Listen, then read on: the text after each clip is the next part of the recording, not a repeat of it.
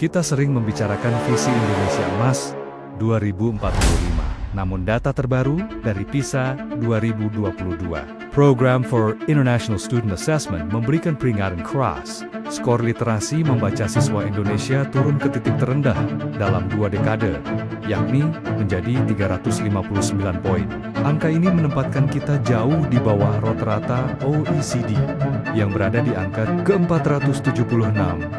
Jika fondasi dasar seperti membaca dan memahami teks saja masih rapuh, bagaimana mungkin kita bisa mencetak inovator kelas dunia? Ketertinggalan ini bukan sekadar angka di atas kertas, melainkan ancaman nyata bagi produktivitas nasional. Data World Bank melalui laporan Learning Poverty menyebutkan bahwa sekitar 80% anak Indonesia usia 10 tahun tidak mampu membaca dan memahami teks sederhana. Ini adalah kondisi darurat. Tanpa literasi yang kuat, bonus demografi yang kita banggakan akan berubah menjadi beban negara karena mereka tidak memiliki daya saing untuk mengisi pekerjaan bernilai tinggi. Kesenjangan kualitas pendidikan antara Jawa dan luar Jawa juga menjadi penghambat besar. Standarisasi kompetensi guru dan fasilitas sekolah di daerah terpencil masih sangat memprihatinkan dibandingkan kota-kota besar. Akibatnya, potensi talenta hebat dari pelosok negeri seringkali terkubur karena tidak mendapatkan akses pendidikan yang layak. Indonesia tidak bisa melompat menjadi negara maju jika mesin pendidikannya hanya bekerja di satu pulau saja. Budaya belajar di sekolah kita juga masih terjebak pada pola hafalan, bukan penalaran kritis.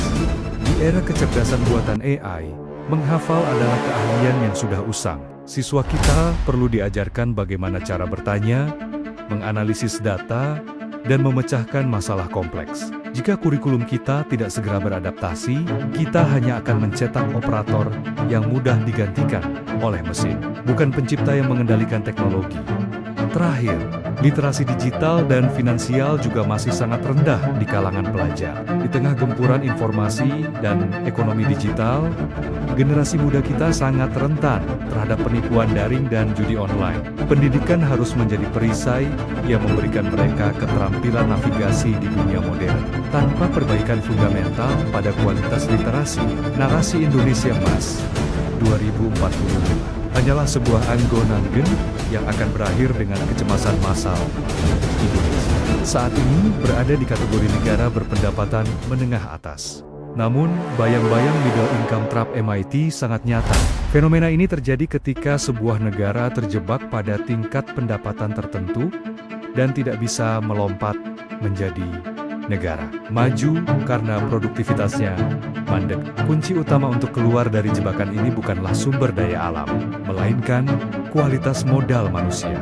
Human Capital Data Economy menunjukkan bahwa negara-negara yang berhasil lolos dari MIT, seperti Korea Selatan dan Taiwan, melakukan investasi besar-besaran pada pendidikan dan riset R&D sejak tahap awal. Di Indonesia, belanja riset kita masih di bawah 1% dari PDB. Tanpa riset yang kuat, industri kita hanya akan menjadi perakit produk asing, bukan pemilik teknologi. Pendidikan tinggi kita harus menjadi pabrik inovasi yang mampu mendorong efisiensi di berbagai sektor industri. Kualitas pendidikan vokasi SMK juga menjadi titik lemah. Berdasarkan data BPS, lulusan SMK justru seringkali menyumbang angka pengangguran terbuka tertinggi karena adanya ketidakcocokan mismatch antara keahlian yang diajarkan dengan kebutuhan industri. Kita butuh kolaborasi nyata antara sekolah dan sektor swasta agar kurikulum selalu relevan dengan perkembangan zaman. Pendidikan harus menjadi jawaban bagi kebutuhan pasar kerja, bukan sekadar pencetak ijazah. Selain itu, tantangan deindustrialisasi dini membayangi Indonesia. Kontribusi sektor manufaktur terhadap PDB terus menurun sebelum kita benar-benar menjadi negara industri maju. Untuk membalikan tren ini, kita butuh tenaga kerja terampil yang menguasai teknik modern dan otomasi.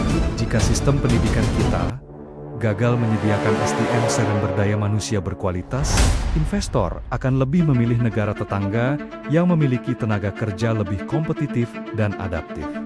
Keluarnya Indonesia dari middle income trap adalah perlombaan melawan waktu. Bonus demografi kita akan mencapai puncaknya pada tahun 2030. And, jika pada saat itu SDM daya manusia, kita tidak dibekali keterampilan tinggi, maka populasi usia produktif tersebut justru akan menjadi beban pengangguran massal. Pendidikan adalah satu-satunya instrumen untuk memastikan bahwa setiap warga negara Indonesia memiliki nilai tambah ekonomi yang tinggi di kancah global. Konstitusi kita telah mengamanatkan alokasi 20% APBN untuk pendidikan, yang nilainya kini menembus lebih dari Rp600 triliun. Ini adalah angka yang masif. Namun, pertanyaannya, mengapa dengan anggaran sebesar itu, kualitas pendidikan kita masih jalan di tempat? Masalah utamanya bukan lagi soal ketersediaan uang, melainkan efektivitas dan efisiensi pengelolaannya yang masih sangat birokratis. Sebagian besar anggaran tersebut habis untuk belanja rutin seperti gaji guru dan dana operasional sekolah BOS. Namun porsi untuk peningkatan kompetensi guru secara berkelanjutan masih minim. Kita terjebak pada formalitas administrasi. Banyak guru yang lebih sibuk mengurus berkas sertifikasi daripada melakukan inovasi pengajaran di kelas. Insentif finansial harusnya berbanding lurus dengan peningkatan kualitas hasil belajar siswa, bukan sekadar kehadiran administratif. Tata kelola anggaran di tingkat daerah juga seringkali bermasalah. Dengan adanya otonomi daerah, pengelolaan pendidikan dasar berada di bawah kendali pemerintah kabupaten atau kota. Sayangnya, tidak semua pemerintah daerah memiliki komitmen dan kompetensi yang sama dalam memajukan pendidikan. Politik anggaran di daerah seringkali lebih memprioritaskan proyek fisik yang terlihat mata daripada investasi jangka panjang pada pengembangan kapasitas manusia. Digitalisasi pendidikan juga seringkali hanya berhenti pada pengadaan perangkat keras laptop atau tablet tanpa disertai dengan kesiapan konten dan pelatihan penggunanya. Membagikan alat tanpa ekosistem digital yang mendukung hanyalah pemborosan anggaran. Kita butuh platform belajar yang terintegrasi, akses internet yang stabil hingga pelosok, dan guru yang mampu mengoperasikan teknologi tersebut untuk memperkaya proses belajar mengajar. Pemerintah perlu melakukan audit kinerja pendidikan secara total.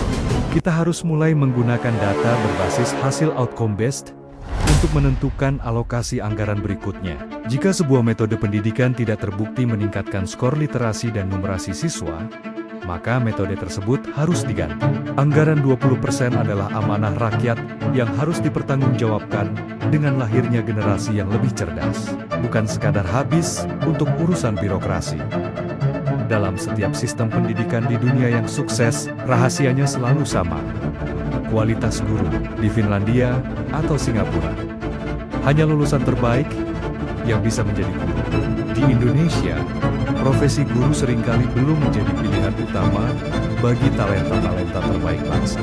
Kita harus mengubah paradigma ini.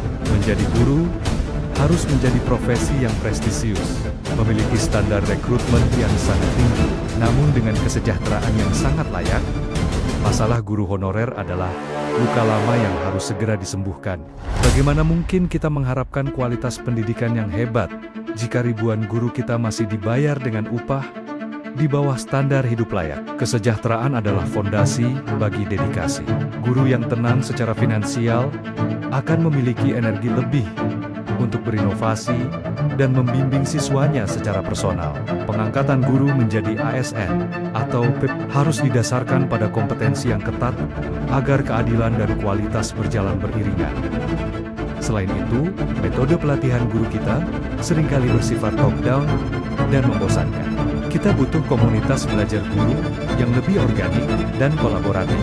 Guru harus didorong untuk menjadi pembelajar sepanjang hayat. Di era internet, guru tidak lagi menjadi satu-satunya sumber ilmu, melainkan harus berperan sebagai fasilitator yang mengarahkan siswa untuk menemukan jawaban sendiri.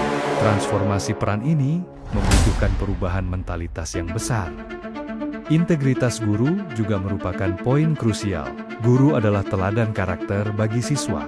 Jika kita ingin Indonesia 2045 bebas dari korupsi, maka nilai-nilai kejujuran harus ditanamkan sejak dini melalui budaya sekolah yang sehat. Kasus-kasus seperti manipulasi nilai rapor atau kebocoran soal ujian demi nama baik sekolah harus dihentikan total. Pendidikan karakter dimulai dari kejujuran dalam proses penilaian akademik. Terakhir, distribusi guru berkualitas harus merata secara nasional. Pemerintah perlu memberikan insentif khusus bagi guru-guru hebat yang mau mengabdi di daerah tertinggal. Kita tidak boleh membiarkan talenta terbaik menumpuk hanya di kota-kota besar. Pendidikan adalah hak setiap anak Indonesia, dan setiap anak berhak mendapatkan pengajaran dari guru yang paling kompeten. Dimanapun mereka berada, guru adalah arsitek masa depan. Dan di tangan mereka sebagai bangsa ini ditentukan. Tantangan menuju Indonesia Emas 2045 bukanlah hal yang mudah, namun bukan pula hal yang mustahil. Kita memiliki modal bonus demografi dan anggaran yang besar. Yang kita butuhkan sekarang adalah keberanian politik untuk melakukan reformasi pendidikan yang radikal dan berkelanjutan. Kita harus berhenti bermain-main dengan kebijakan yang hanya bersifat kosmetik dan mulai menyentuh substansi kualitas pembelajaran. Pendidikan bukan hanya tanggung jawab pemerintah, tapi tanggung jawab kita semua. Sebagai orang tua, kita harus mendorong anak-anak untuk memiliki minat baca dan rasa ingin tahu yang tinggi. Sebagai masyarakat, kita harus mengawal anggaran pendidikan agar digunakan secara tepat sasaran. Investasi pada otak manusia adalah satu-satunya investasi yang tidak akan pernah mengalami depresiasi nilai, lolos dari middle income trap. Berarti kita harus bertransformasi dari bangsa konsumen menjadi bangsa produsen ilmu pengetahuan. Kita harus mampu menciptakan nilai tambah melalui inovasi. Dan inovasi hanya lahir dari kepala-kepala yang terdidik dengan benar. Jika kita gagal membenahi pendidikan hari ini, maka pada tahun 2045, kita bukan merayakan kemasan emas, melainkan meratapi kesempatan yang hilang. Mari kita tuntut standar pendidikan yang lebih tinggi. Mari kita dukung kesejahteraan para guru. Dan mari kita ciptakan ekosistem belajar yang memerdekakan imajinasi anak-anak kita. Masa depan Indonesia tidak ditentukan di ruang-ruang rapat politik, melainkan di dalam ruang-ruang kelas di seluruh pelosok negeri. Setiap buku yang dibaca dan setiap soal yang dipecahkan oleh siswa kita hari ini adalah langkah menuju kedaulatan bangsa. Terima kasih telah menemani siaran panjang GeoNusa Jurnal hari ini. Semoga pembahasan ini membuka mata kita semua bahwa pendidikan adalah harga mati untuk masa depan Indonesia. Tetaplah kritis, tetaplah belajar, dan pastikan kita menjadi bagian dari solusi untuk Indonesia yang lebih baik. Sampai jumpa di analisis berikut.